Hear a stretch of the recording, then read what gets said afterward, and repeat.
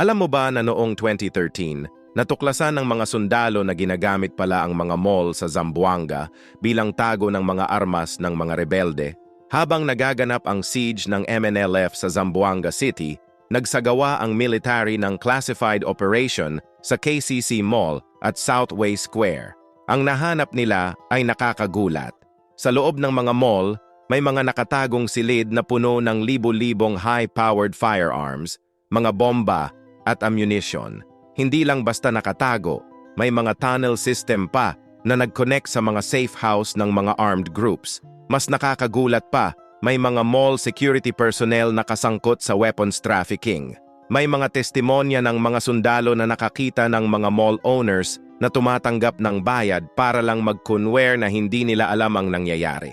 Ang total value ng mga nakuhang armas, mahigit 500 million pesos. Ang investigation ay naglantad kung paano naging central hub ang mga Filipino malls para sa illegal arms trade na nag-fuel sa decades ng conflict sa Mindanao.